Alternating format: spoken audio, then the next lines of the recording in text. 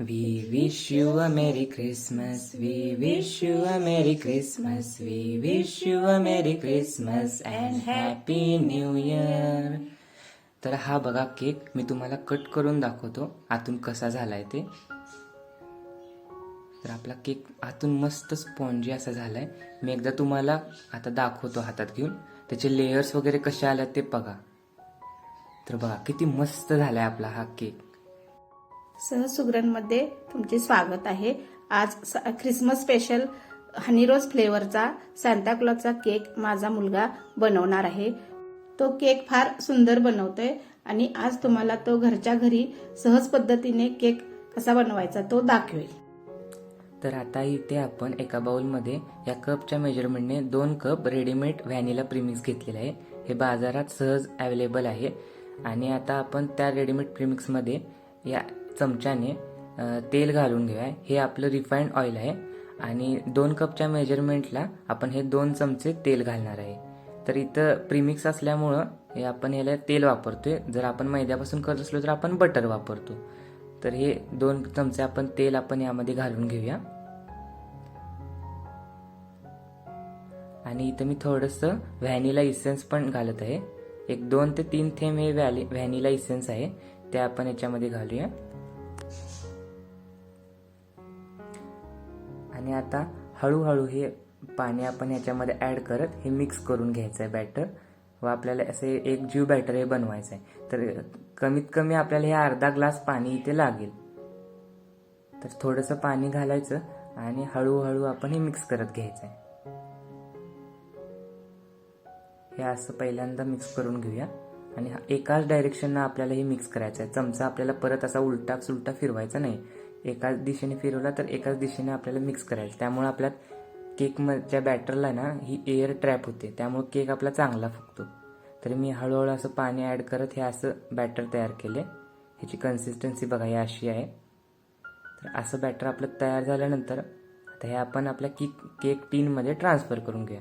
तर या टीनला मी ऑइल लावून थोडासा मैदा भरभरून ग्रीसिंग करून घेतले. इथं मी बटर पेपर वापरलेला नाही. घरच्या घरी आपले हे केक टीनला ग्रीसिंग करून होते. आणि आता हे आपण असं टॅप करून घ्यायचं. त्यामुळे तर एका बाजूला मी ही कढई 5 मिनिट प्रीहीट करून घेतली मोठ्या गॅसवरती. आणि आता या कढईमध्ये आपण एक असं स्टँड ठेवूया आणि त्यामध्ये आपलं हे केकचं भांडं ठेवायचं आहे. आणि आपल्याला केकचं भांडं ठेवल्यानंतर गॅस आपला मीडियम करून घ्यायचा आणि 25 ते 30 मिनिटं आपल्याला हा केक बेक करून घ्यायचा या कढईमध्ये. तर आता आपण याच्यावर झाकण ठेवूया. आणि आता आपण झाकण उघडून बघूया. 25 ते 30 मिनिट झालेले आहेत. तर आपला केक बेक झाला आहे का नाही. तर बघा आपला केकला छान वरून असा कलर आलेला आहे. आणि आपण आता ह्या टूथपिकच्या साह्याने एकदा चेक करून घेऊया. जर आपली टूथपिक क्लीन आली तर आपला केक आपला व्यवस्थित बेक झाला आहे. तर आपला आता केक झाला आहे. तर एका साईडला मी केक थंड होईपर्यंत क्रीमची तयारी करून घेतो. ह्या भांड्यामध्ये मी या कपच्या मेजरमेंटने 2 कप क्रीम काढून घेतलेली आहे. आणि ती जरा घट्ट असल्यामुळे ती थोडी पातळ करून घेतली. म्हणजे त्यातले क्रश वगैरे फोडून घेतलेत. खडे वगैरे काय असतील ते बर्फाचे. आणि थोडी पातळ झाल्यानंतर आता आपण बीटरच्या साह्याने ही बीट करून घेऊया. आता ही बीट करताना आपल्याला एक कमीत कमी 5 ते 7 मिनिटं लागतात. हळूहळू आपली ही क्रीम अशी फुगत जाते. आणि क्रीमचं टेम्परेचर आपल्याला थंडच ठेवायचं आहे. जर थंड नसेल तर क्रीम पातळ होते, मग घट्ट होत नाही. आता बघा हे कशी याला डिझाईन सारखी मागून मागून येते. तर आपली आता ही क्रीम बीट झालेली आहे. आणि या बीटरच्या आता तुम्हाला मी दाखवतो. तर त्या बीटरच्या पुढे टोक आलेले आहेत क्रीमला. तर याचा अर्थ म्हणजे आपली क्रीम व्यवस्थित बीट झाली. आता आपला केक पूर्णपणे थंड झालेला आहे अर्ध्या तासानंतर. तर आपली क्रीम आपण आता फ्रीजमध्ये ठेवली आहे. आणि आपला थंड झालेला केक आपण अशा कडा सोडवून चाकून काढून घेऊया. तर बघा आता हा केक आपला खालून कसा मस्त बेक झालेला आहे. कुठेही करपलेला नाही, काही नाही. आणि किती सॉफ्ट झाला आहे बघा. तर आता आपण असं पलटून ठेवूया. तुम्ही हे ताटावरती कशावर पण घेऊ शकता. आणि आता आपल्याला केक 2 भागामध्ये डिवाइड करून घ्यायचा आहे. म्हणजे आपण त्याच्यामध्ये क्रीम लावणार आहे. तर सुरुवातीला मी याच्यावरती पहिला थोडीशी चाकून मार्किंग करून घेते. जास्त चाकू आत घातलेला नाही. जर चाकू एकदमच आपण आत घातला सेंटरपर्यंत आणि कट करत असलो तर सगळं बाहेरून कडा वगैरे निघत जातात. त्यामुळे पहिल्यांदा छोटीशी मार्किंग करायची आणि मग हळूहळू सुरी आत इन्सर्ट करत सगळा केक आपला कट करून घ्यायचा. तर आता बघा आपला केक परफेक्ट 2 भागामध्ये डिवाइड झालेला आहे. तर आता आपण हा ठेवून शुगर सिरपची तयारी करून घेऊया. तर इथे मी 1 वाटी आपलं पाणी घेतलेलं आहे आणि त्याच्यामध्ये आपण 2 ते 3 चमचे साखर टाकून घेणार आहे. तर हे शुगर सिरप म्हणजे काय असतं, आपल्या केकला जे मॉइश्चर देतं आणि आपल्या केकची जे स्वीटनेस असतो ते या शुगर सिरपवर डिपेंड असतं.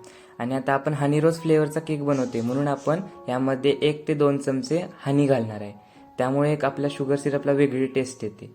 तुम्ही हे करताना एकदा याचं चाखून पहा, टेस्ट तुम्हाला फरक जाणवेल. तर आता आपले हे शुगर सिरप तयार झाले आणि आता आपण हा केक जो आपला वरचा भाग आहे तो खाली ठेवून घ्यायचा आहे बेससाठी आणि त्याच्यावरती आपण आता हे शुगर सिरप हळूहळू ओतून घ्यायचं आहे. हे हळूहळूच घ्यायचं आहे कारण केक आपलं शुगर सिरप ॲब्सॉर्ब करत जातो जसं आपण त्याच्यावर टाकेल तसं. तर केक पूर्ण आपण शुगर सिरपने कोट करून घेऊया.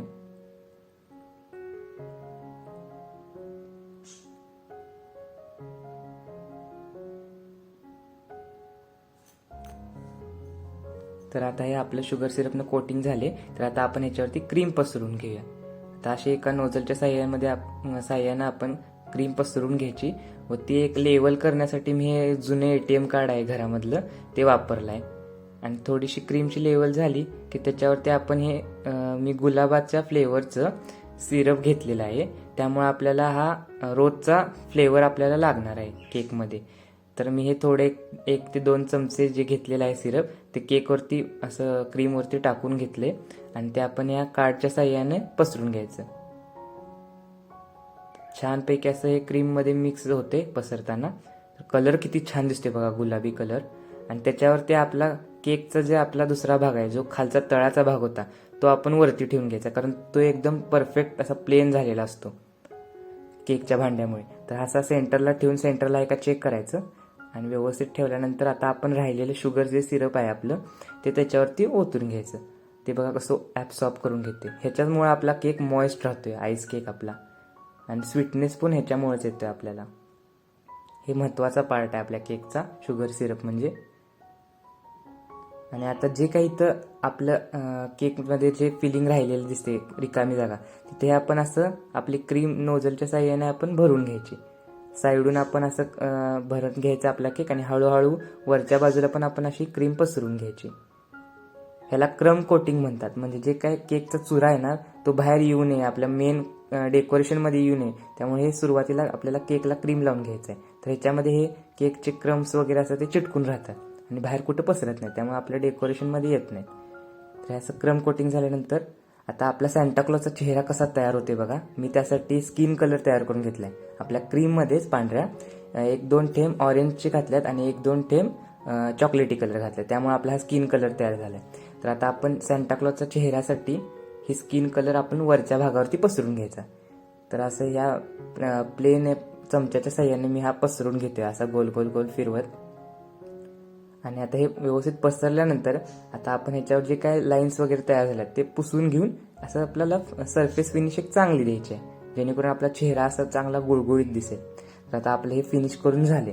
तर आता आपल्या केकवरती आपण पहिल्यांदा टूथपिकच्या मदतीनं डिझाईन काढून घेऊ. म्हणजे आपल्या सांताक्लॉजची टोपी वगैरे कुठं असेल, दाढी कुठं असेल. तर आता मी ही सांताक्लॉजच्या टोपीसाठी एक थोडा पोर्शन करून घेतलाय. आता ह्याच्यावरती आपली सांताक्लॉजची टोपी असेल, इथून खाली ही सांताक्लॉजची दाढी असेल आणि इथं थोडी मिशी असेल. तर असा एकंदरीत आपली डिझाईन काढून घ्यायची हलकी हलकी. तर आता आपली ही मार्किंग करून झाले. तर मी इथे आपल्या क्रीममध्ये थोडासा लाल कलर टाकून एक नोझलच्या साह्याने पायपिंग बॅगमध्ये ही क्रीम भरून घेतले आणि बघा असं मागून टाईट करायचं पायपिंग बॅग. आणि आता आपण ही सांताक्लॉजची टोपी करणार आहोत. तर आता हे हळूहळू असं झिगझॅग करत करत आपल्याला ही टोपीची डिझाईन करून घ्यायची. तर अशा मस्त मस्त रेसिपीजसाठी माझ्या मम्मीच्या चॅनेलला सहज सुगरणला सबस्क्राईब करायला विसरू नका. आणि ही रेसिपी शेवटपर्यंत पहा. कसा हळूहळू सांताक्लॉजचा चेहरा तयार होतो हे बघण्यात खूप मजा आहे आणि करण्यात तर वेगळीच मजा आहे. तुम्ही करायला लागला ना तुम्हाला खूप छान वाटेल. तर आता ही आपली सांताक्लॉजची टोपी तयार करून झाले. तर आता मी दुसरं एक नोझल घेतलेलं आहे. तर आपल्या जे सांताक्लॉजच्या केकची साईडचं बाजू आहे तर ती आपली व्यवस्थित म्हणजे झाकून जाण्यासाठी हे नोझल घेतले आणि हे असं आपण वरच्या साईडनं नुसतं डिझाईन करतोय. तर ते ह्या नोझलनं सहज डिझाईन होऊन जाते, आपल्याला जास्त काय फिनिशिंगची टेन्शन घ्यायला लागत नाही. तर हे बघा मी असे डिझाईन कंप्लीट करून घेतले आणि आता एक दुसरं नोझल घेतले, त्यांना आपण सांताक्लॉजची दाढी आणि मिशी करून घेणार आहे. तर ह्याला ग्रास नोझल म्हणतात, म्हणजे गवत वगैरे काढण्यासाठी काहीतरी वापरतात केकमध्ये. पण ह्यातनंच आपण हे नूडल्स टाईप आपण हे सांताक्लॉजची दाढी आणि मिशी करून घेणार आहे. तर आता बघा मिश्या झाल्या आपल्या सांताक्लॉजच्या, पांढऱ्या पांढऱ्या शुभ्र मिश्या. आणि आता आपण अशीच दाढी करून घ्यायची.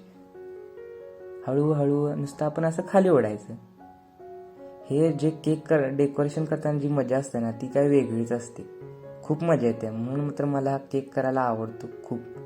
म्हणून मी पटकन शिकलो मम्मीकडून केक करायला.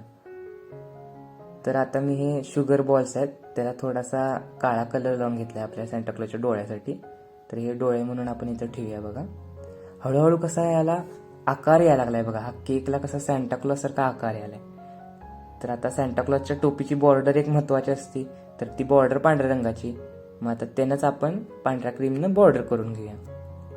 हे पिशवी आहे ना, त्या पिशवीचं नुसतं पुढचं टोक कापले आणि त्यात क्रीम भरले, त्यानं असा आकार येतो आणि असं बॉर्डर करून घेतली. आणि त्याच आपण पिशवीने आयब्रोज करून घ्यायचे सांताक्लॉजच्या. सांताक्लॉज म्हणजे सगळा व्हाईटच असतो, त्यामुळे त्याच्या आयब्रो दाढी मिशी सगळी पांढरीच. तर बघा आपला सांताक्लॉजचा चेहरा ऑलमोस्ट तयार झालेला आहे. आणि जी आपण हे घेतली होती स्किन कलरची क्रीम, तर त्यानंच आपण हे नाक करून घ्यायचं. असा मोठा डॉट आपण तिथे सोडायचा आहे, म्हणजे आपलं सांताक्लॉज असं बटबटीत गोल नाक असं तयार होते. आणि आता ह्याला थोडंसं मी बोटाच्या मदतीनं ना जरा फिनिशिंग करून घेतलं. हे जरा अवघड वाटते ना, ते बोटानं आपण असं गुळगुळीत करून घ्यायचं. तर बघा कसं आपलं नाक गुळगुळीत झाले, चमका लागले. आणि आता आपण सांताक्लॉजचं चेहरा तोंड करून घ्यायचे.